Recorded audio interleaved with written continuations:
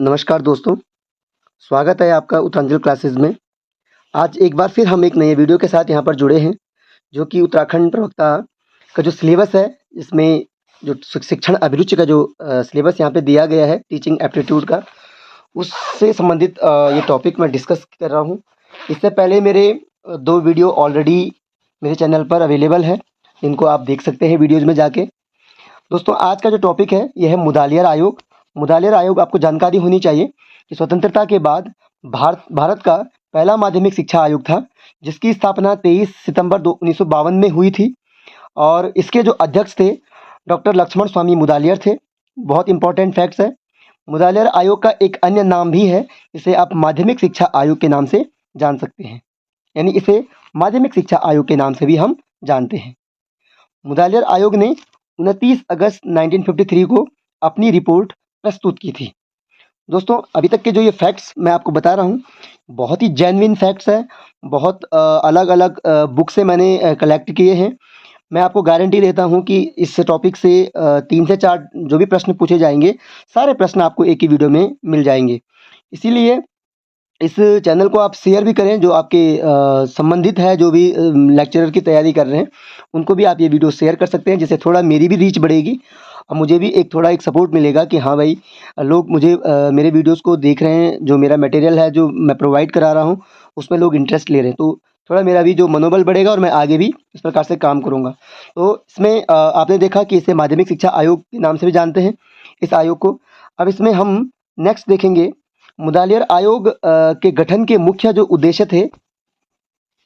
Sorry, थोड़ा इसमें technical जो भी वो आएंगे, क्योंकि नया ऐप है तो इसमें थोड़ा मुझे भी समझ नहीं आ रहा है ये।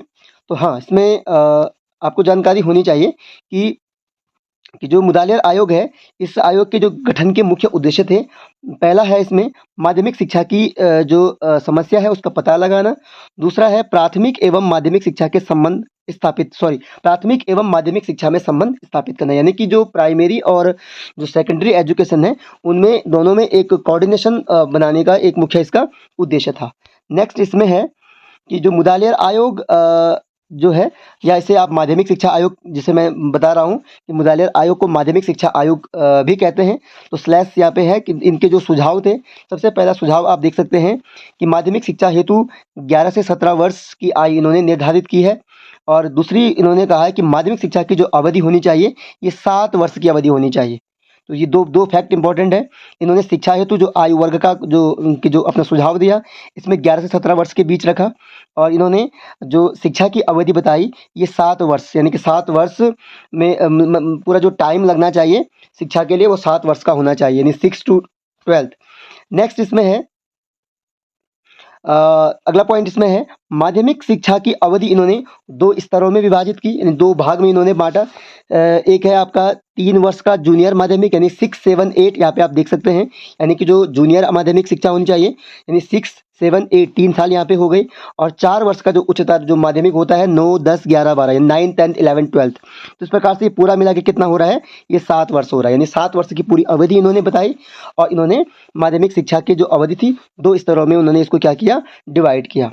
नेक्स्ट है दोस्तों, इसमें इन्होंने डिग्री कोर्स की अवधि 3 वर्ष बताई, यानी कि फर्स्ट ईयर, सेकंड ईयर और थर्ड ईयर, 3 वर्ष इन्होंने डिग्री कोर्स की अवधि बताई। यानी कि माध्यमिक शिक्षा आयोग एक ऐसा आयोग था जिन्होंने माध्यमिक शिक्षा की बात तो कही है, लेकिन हायर के लिए भी इन्होंने अपने जो इस प्रस्ताव था, उसमें उन्होंने हायर के लिए भी कुछ रिकमेंडेशन प्रस्तुत की है।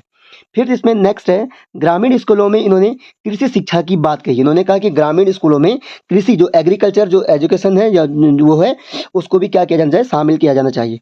और नेक्स्ट है बालिकाओं के लिए, गर्ल्स के लिए, यानी पहली बार बालिकाओं के लिए इन्होंने कहा कि गृह विज्ञान जो है, यानी होम साइंस जो है, उसकी भी सुविधा होनी चाहिए। उनको होम गृह विज्ञान की पढ़ाई उनको करनी होगी, क्योंकि गृह विज्ञान एक ऐसा विज्ञान है एक, जिसमें ऐसी पढ़ाई होती है कि जिसमें आप अपने घर की जो भी चीज़ें, जो भी आपके हैंडीक्राफ्ट, कताई, बुनाई, इन सब चीज़ों को सीख सकते हैं। तो इस प्रकार से इन्होंने अपना कॉन्सेप्ट यहाँ पर रखा। नेक्स्ट है दोस्तों, यहाँ पे अगला इन्होंने कहा कि मुदालियर जो आयोग का जो नेक्स्ट रिकमेंडेशन थी, वो थी आयोग के अनुसार माध्यमिक शिक्षा के 4 लक्ष्य इन्होंने निर्धारित किए। जो जो 4 लक्ष्य थे, ये इन्होंने निर्धारित किए। उसमें सबसे पहले आप देखेंगे कि लोकतंत्रीय नागरिकता का विकास पहला पॉइंट है, दूसरा है व्यावसायिक कुशलता का विकास करना, तीसरा है व्यक्तित्व का विकास करना और फोर्थ है नेतृत्व का विकास करना। यानी इन 4 पॉइंट पे इन्होंने अपनी बातें रखी, जो मुख्य इनका जो था। नेक्स्ट हम देखते हैं कि स्कूल स्वास्थ्य सेवा योजना शुरू करने का भी इन्होंने सुझाव दिया। देखो दोस्तों, ये सबसे बड़ी बात इसमें ये है, सारे फैक्ट्स आपको एक ही वीडियो में। मैंने ये जो टॉपिक लिए हैं, मैंने बहुत सारे चीज़ों जो बुक्स थी मैंने उसको देखा और फिर मैंने ये नोट्स बनाए। अब लेकिन आपको सबसे बड़ी बात ये है कि आपको एक ही वीडियो में चीज़ें मिल रही है, तो आप इनको नोट डाउन ज़रूर करें। नेक्स्ट इसमें कुछ अन्य तथ्यों को हम देखेंगे। तो आयोग ने पाठ्यचर्या में विविधता लाने के लिए एक मध्यवर्ती स्तर जोड़ा। इसमें इन्होंने त्रिस्तरीय यानी ट्रायंगल स्नातक पाठ्यक्रम शुरू करने की सिफारिश इन्होंने की। यानी कि त्रिस्तरीय, यानी इसमें उन्होंने अलग-अलग चीज़ों को रखा, साइंस और वोकेशनल इस प्रकार से। नेक्स्ट इसमें है केंद्र में अखिल भारतीय शिक्षा सलाहकार बोर्ड, यानी कि all India secondary senior secondary जो एडवाइजरी बोर्ड था, उसको स्थापित करने की भी माध्यमिक शिक्षा आयोग या मुदालियार आयोग ने अपने सुझाव दिए। यानी केंद्र में उन्होंने कहा कि एक अखिल भारतीय माध्यमिक शिक्षा सलाहकार बोर्ड होना चाहिए। नेक्स्ट इनकी जो सुझाव था, प्रांतों में तकनीकी शिक्षा बोर्ड, यानी जो टेक्निकल जो एजुकेशन जो बोर्ड है, उसको स्थापित करने का भी उन्होंने सुझाव दिया। जिन्होंने कहा कि शिक्षा में कहीं ना कहीं टेक्नोलॉजी भी होनी चाहिए। अगर बच्चा टेक्नोलॉजी की पढ़ाई अपनी स्कूलिंग टाइम पे करेगा, तो कहीं ना कहीं उसके जो आगे के जो टेक्निकल शिक्षा जो उसकी होगी, वो सुदृढ़ होगी और वो आगे अपनी जो आगे की पढ़ाई है, उस हिसाब से अपनी चॉइस निर्धारित करेगा।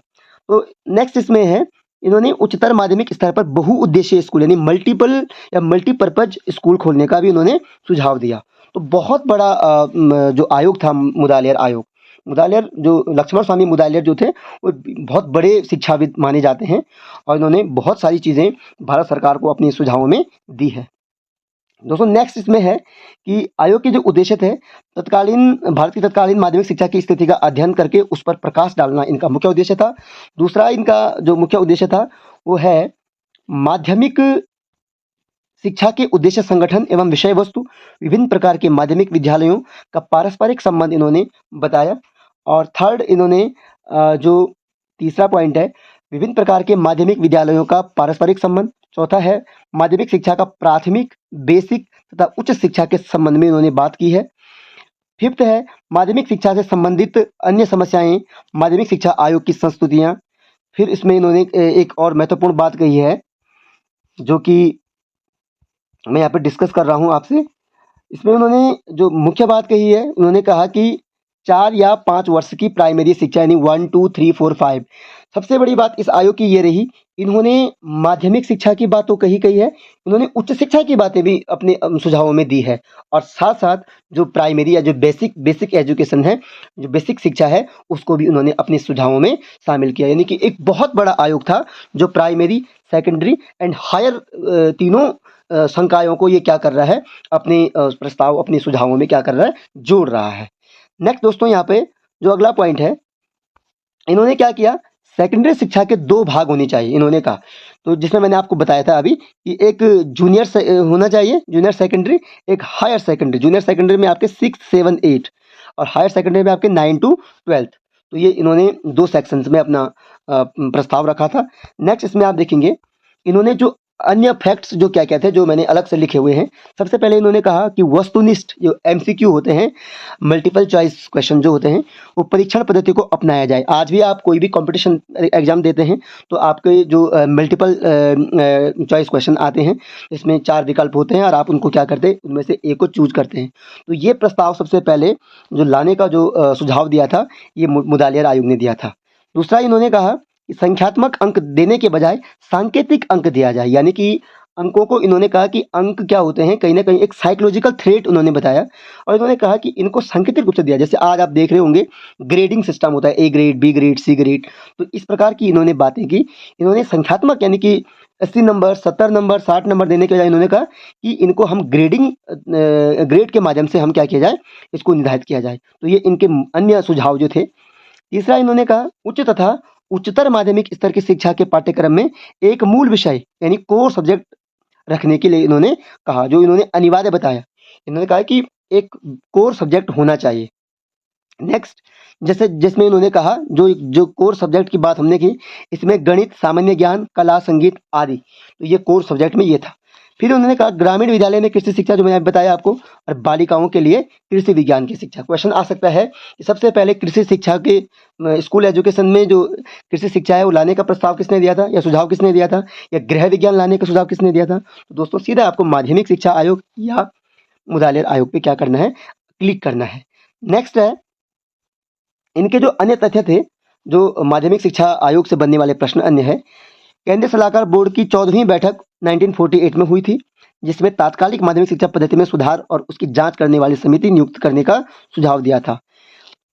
23 सितंबर 1952 को माध्यमिक शिक्षा आयोग या आप कह सकते हैं मुदालिर आयोग की नियुक्ति हुई थी, और इस आयोग की जो नियुक्ति हुई थी इसमें टोटल 9 सदस्य थे, 8+1 यानी 8 सदस्य जो असिस्टेंट थे, जो आपके जिसे आप सहायक कह सकते हैं, और एक जो थे आपके कौन थे, लक्ष्मण स्वामी मुदालिर जी थे। नेक्स्ट इसमें देख सकते हैं आप, यहाँ पे अभी मैंने पूरा जो डिस्कस किया यहाँ पर भी आ रखा है कि लक्ष्मण स्वामी मुदालिर प्लस 8 अन्य।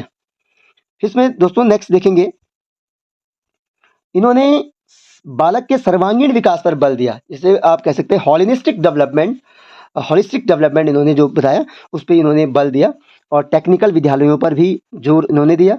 सरकार को उद्योग पर उद्योग कर लगाने को भी इन्होंने कहा, यानी इंडस्ट्रियल जो टैक्स होता है वो लगाने की इन्होंने बात की। मैंने कहा ना कि ये बहुत विस्तृत अप्रोच वाला आयोग था, बहुत विस्तृत तरीके से इस आयोग को मतलब इन्होंने चेयर्ड किया था डॉक्टर लक्ष्मण स्वामी मुदालिर ने। बहुत सारे सुझाव या सिफारिशें इन्होंने सरकार को दी थी, और सरकार को उन्होंने बहुत अन्य, जैसे कि आप देख रहे हैं कि जो टैक्स की बात हो रही है तो कर लगाने की बात भी मुदालिर आयोग कह रहे हैं, तो एक समेकित तरीके से मतलब बनाया गया आयोग था। तीसरा है शिक्षा का माध्यम मातृभाषा पर बल। इन्होंने कहा कि जो मातृभाषा है वही शिक्षा का माध्यम होना चाहिए, जो कि एक बहुत बड़ा अपने आप में एक विषय है। अब दोस्तों हम देखते हैं इसमें इन्होंने कहा कि शिक्षण की विधियां क्या होनी चाहिए। तो इन्होंने पहला बताया क्रियाशीलता का सिद्धांत, दूसरा योजना प्रणाली, तीसरा यथासंभव विद्यार्थियों की मांग के अनुरूप एवं उनको स्वप्रेरित शिक्षा देने पर इन्होंने बल दिया। फिर पाठ्य पुस्तकों की अगर हम बात करें तो इन्होंने पुस्तकों की पर्याप्त जो संख्या है वो निश्चित करने की बात इन्होंने कही। पाठ्य पुस्तकों में जल्दी परिवर्तन की जो प्रथा है वो बंद होनी चाहिए इन्होंने कहा कि जो पाठ्य पुस्तकें जो है बहुत जल्दी वो चेंज होती रहती है, यानी कि बच्चा एक पाठ्य पुस्तक को समझता है तुम दूसरी लेके आ जाते हो। इन्होंने कहा यह प्रथा बंद होनी चाहिए, और एक फिक्स लिमिटेड टाइम होना चाहिए, मतलब एक समय होना चाहिए कि इतना समय तक ये किताबें ये स्टडी मटेरियल है ये चलेंगे। तो ये बातें भी इन्होंने कही है। तीसरा, विद्वान लेखकों को प्रोत्साहित करें, यानी कि इन्होंने जो माइंड है जो मतलब बुद्धिजीवी लेखक हैं या विद्वान शिक्षक हैं, उन्होंने कहा उनको प्रोत्साहित करें, तो ज़्यादा से ज़्यादा चीज़ों को क्या करें, एक्सप्लोर करें, रिसर्च करें, जिससे शिक्षा का जो स्तर होगा वो बहुत डायनेमिक होगा। नेक्स्ट हम देखते हैं धार्मिक शिक्षा। देखो धार्मिक शिक्षा की तरफ भी उन्होंने अपना ध्यान आकर्षित किया है, और धार्मिक शिक्षा शिक्षण से पूर्व या बाद में की जाए इन्होंने कहा। या तो आप स्टार्टिंग के जो पीरियड्स होते हैं उनमें आप धार्मिक शिक्षा के क्लासेस दे सकते हैं, या लास्ट के जो क्लासेस होती है उनमें दे सकते हैं। नेक्स्ट, धार्मिक शिक्षा के लिए किसी को भी बाध्य नहीं किया जाए और अभिभावकों से अनुमति लेनी आवश्यक बताई। उन्होंने कहा कि जो धार्मिक शिक्षा है ये आप किसी पर एनफोर्स नहीं कर सकते, बिल्कुल फोर्सफुली आप इसको लागू नहीं कर सकते हैं। वो जो गार्जियंस है, जो पेरेंट्स है, वो उनके ही सुझाव के, उनके ही अनुमति के बाद यह दी जानी चाहिए। नेक्स्ट दोस्तों यहाँ पर चरित्र निर्माण की शिक्षा पर इन्होंने बल दिया, जिसे आप नैतिक शिक्षा या मोरल एजुकेशन कह सकते हैं। इसमें पाठ्यसहगामी क्रियाओं का जो आयोजन है ये होना चाहिए। इन्होंने कहा 17 वर्ष तक की आयु के बच्चों को राजनीति से दूर रखना चाहिए, क्योंकि पॉलिटिक्स अगर शिक्षा में आएगी तो फिर कैसे होगा, है ना। तो इन्होंने कहा 17 वर्ष तक की जो आयु होती है, जो उसकी स्कूलिंग की जो आयु है, तब तक इनको पॉलिटिक्स से दूर रखा जाए, और सिर्फ उसका ध्यान जो है वो शिक्षा तक, यानी अपनी पढ़ाई तक, स्टडी तक ही रखा जाए। तीसरा इन्होंने कहा NCC, first aid, junior red cross आदि की व्यवस्था भी इन्होंने होनी चाहिए। एनसीसी की स्थापना की बात दोस्तों इससे पहले राधा कृष्णन आयोग ने भी कही थी, लेकिन इन्होंने भी इस पर जोर दिया कि एनसीसी भी क्या होनी चाहिए, जो स्कूल होते हैं, माध्यमिक स्कूल होते हैं, वहाँ पर होनी चाहिए। और रेड क्रॉस, आज भी हमारा रेड क्रॉस फंड होता है विद्यालयों में, तो ये मुदालियात आयोग की सिफारिश के हिसाब से ही होता है। नेक्स्ट आप देखेंगे परीक्षाएं एवं मूल्यांकन पर हम अगर बात करें, यानी एग्जामिनेशन एंड जो इवैल्यूएशन होता है, जो सबसे महत्वपूर्ण है, इसमें इन्होंने कहा कि माध्यमिक शिक्षा के संपूर्ण पाठ्यक्रम की समाप्ति के पश्चात केवल एक सार्वजनिक बाह्य परीक्षा होनी चाहिए। तो कितनी बड़ी बात उन्होंने कहा, माध्यमिक शिक्षा के संपूर्ण पाठ्यक्रम की समाप्ति के पश्चात केवल एक सार्वजनिक बाह्य परीक्षा होनी चाहिए। और दूसरा इन्होंने कहा कि बाह्य परीक्षा से अलग आंतरिक परीक्षा, यानी जो इंटरनल जो एग्जाम होते हैं, नियतकालिक परीक्षाएं, विद्यालय आलेख आदि का ध्यान रखना चाहिए। जो इन्होंने ये बातें कही। फिर इन्होंने कहा कि मूल्यांकन अंकों में न होकर प्रतीकों में, तो मैंने आपको बता दिया है, ये होना चाहिए। अध्यापकों की स्थिति पर भी इन्होंने थोड़ा अपना ध्यान आकर्षित किया। इन्होंने कहा कि 2 तरह की प्रशिक्षण संस्थाएं होनी चाहिए। उच्चतर माध्यमिक शिक्षा प्राप्त व्यक्तियों के लिए 2 वर्ष स्नातक और व्यक्तियों हेतु 1 वर्ष स्नातक, यानी कि टीचरों की जो प्रशिक्षण है, जो उनकी ट्रेनिंग होती है, उस पर भी अपना ध्यान आकर्षित किया इन्होंने। इन्होंने कहा कि 2 तरह की ट्रेनिंग होनी चाहिए।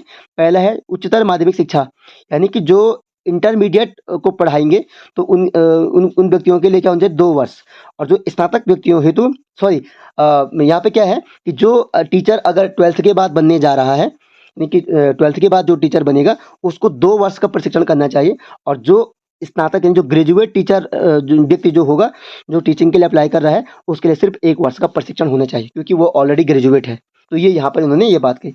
नेक्स्ट है छात्र अध्यापकों से कोई शुल्क ना लिया जाए, छात्रवृत्ति दी जाए। यानी छात्र अध्यापक का अर्थ यहाँ पर जो बीएड और जो एमएड करने वाले होते हैं, उनकी बात हो रही है। इनसे कोई शुल्क ना लिया जाए और इनको साथ साथ क्या दी जाए, स्कॉलरशिप, छात्रवृत्ति दी जाए। फिर इन्होंने एक और महत्वपूर्ण बात कही दोस्तों, जो बात यह है कि अप्रशिक्षित अध्यापकों को प्रशिक्षण हेतु पूर्ण वेतन पर अवकाश मिलना चाहिए। यानी कि अगर कोई अनट्रेन टीचर है और वो ट्रेनिंग के लिए जा रहा है, तो उसको उस ट्रेनिंग के दौरान उसको जो वेतन है, जो सैलरी है, वह क्या होनी चाहिए, पूरी मिलनी चाहिए। देखो कितना विस्तृत आयोग था, कितनी कितनी अच्छी जो रिकमेंडेशन है इस आयोग की है, जो कि सिर्फ हमें, देखो अभी तो हम एग्जाम के लिए पढ़ रहे हैं, लेकिन हमें कॉन्सेप्चुअली समझना भी चाहिए कि भाई मुदालियात आयोग की सिफारिशें क्या क्या थी। फैक्ट्स तो हम कलेक्ट कर ही रहे हैं ना, लेकिन जो संकल्पनात्मक जो ज्ञान है, वो अभी पूर्ण होना चाहिए यहाँ इस वीडियो के माध्यम से, जो मुझे लगता है। नेक्स्ट है इस पे उन्होंने एक और बात कही कि एमएड, जो यानी कि मास्टर इन एजुकेशन होता है, बीएड के बाद जो कोर्स होता है, तो इन्होंने कहा कि एमएड के लिए स्नातक के साथ कम से कम 3 वर्ष तक शिक्षण कार्य अनिवार्य होना चाहिए। ये इनकी सिफारिशें थी। नेक्स्ट दोस्तों, यहाँ पर देखो, हमने आज इस आयोग को पूरा पढ़ा और इसमें बहुत सारी चीज़ें हमने देखी कि किस प्रकार से मुदालियात आयोग माध्यमिक शिक्षा का एक बहुत विस्तृत और बड़ा आयोग था, जो कि स्वतंत्रता के बाद था। इसमें जो भी डीप फैक्ट्स हमने देखे, उन पे आप ज़रूर इनको अपने नोट्स के माध्यम से लिखना।